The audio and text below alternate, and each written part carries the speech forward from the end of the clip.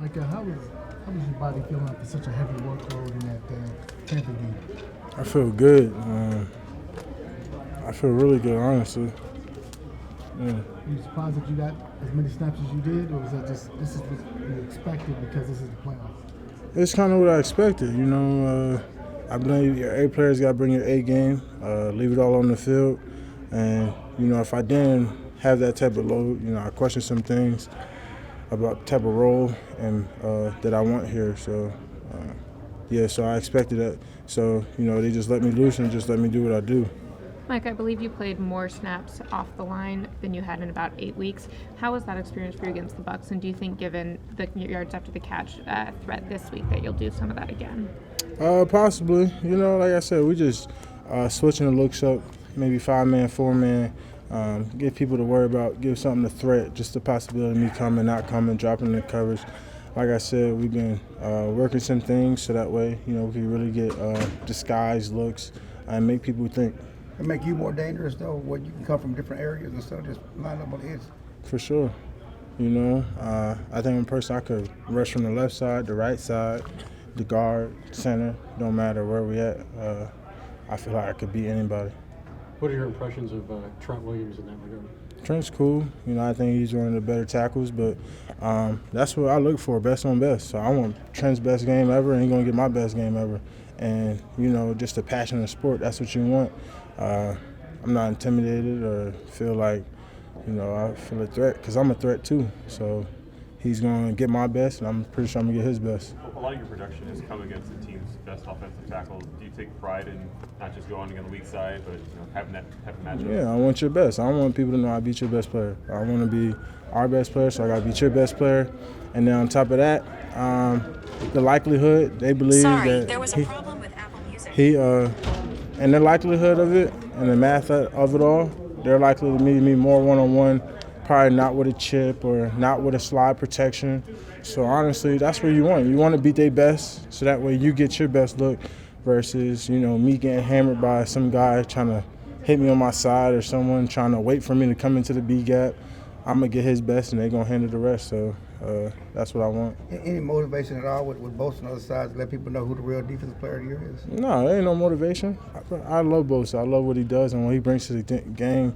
He brings a great motor. He's a technician. I actually watch some of the stuff he does. He's great for the game. But in the day, we're going to put on a show. The point is, like, we're an entertainment business, so we're going to put on a show of being the best players we could be and dominate in the fashion. He's going to do his thing. I'm going to do my thing. But what he does is no factor what I do. My goal is the Super Bowl, bro.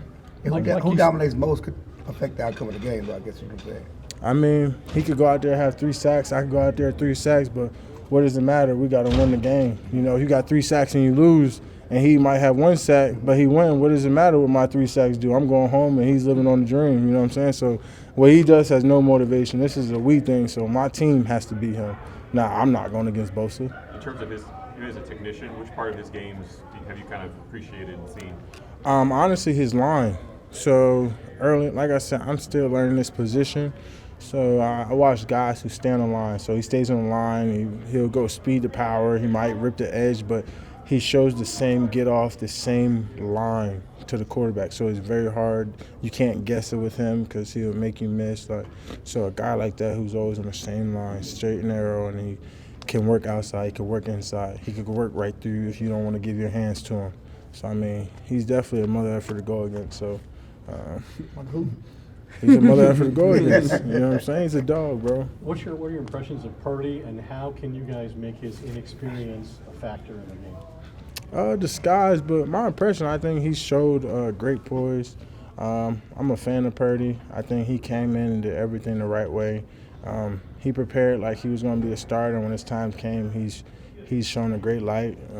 So in terms of him being a rookie, and I think he's surpassed even a lot of rookies even this year who's probably started for teams a much longer in great detail. So I definitely wouldn't underestimate him. He might have surprised some people early on. They're probably thinking no rookie's going to come in and beat us, and he's taken him this far. So super exciting to go against him and see what he got for sure. What stood out on tape when you looked at him this week? His ability to move. I think it will surprise a lot of people how fast he is. So it's cool. We're really going to have to get after him, but it's going to be fun. When you look at McCaffrey, Ayuk, Kittle, Debo, have y'all played a team this stacked with that many weapons on the other side? No, but I don't think they face nobody like us yet this year either. So it's really matchup against matchup. I don't think, across the board. People always talk about what they face and what about what they face, and they thinking how we gonna stop them. And I think we pretty hard to stop ourselves. So that's what we gotta focus on, not beat ourselves. Micah, you've been compared to some of the great LT, D-Ware, all these guys. Does that drive you to want to be up there with those guys and do what they did or surpass what they've done? I think it's an honor, but I think I'm not really playing to be like LT or like, there's always that thing where they say, like, I don't want you to be like me, I want you to be better than me. So, like, my goal is to be the best, It's not to be represented. I want to be in my own category. Like, you don't put Kobe in the same category as you do, LeBron, or you don't put LeBron in the same category. You know them as great players, but they're not in the same box. Like, they create their own style, their own vision of how they want to play the game. And that's kind of how I want to be remembered, I want to bring my own style, my own vision, my own passion for the game. Speaking of that memory, last week you talked about legends, they make their name in the postseason. You had a great start. This is a bigger stage. But what are we going to see from Micah? The bigger the stage, the bigger the player, right? What did you learn from going against the Niners last year? Like, what was the biggest challenge that you want to change this year when you face them? I really think we beat ourselves last year with the penalties, the offsides, things like that. You just play your game. Like, the biggest misconception is that you got to go out there and be different. You got to go out there and try to out-physical a team or you want to play their game. Why play their game? Play your game. Like, let's play Dallas football. Like, that's all we got to do. Like, we've been playing Dallas football and we won games. Like, I don't want to go out there and try to out-compete the 49ers. They're going to beat my ass if I play their game. Play my game. So I'm going to bring my strengths and what I bring to the table. They bring their strengths, and let's just battle it out. Michael Irvin said that on his podcast, you said, referencing this game a year ago, that you were sore for 2 weeks.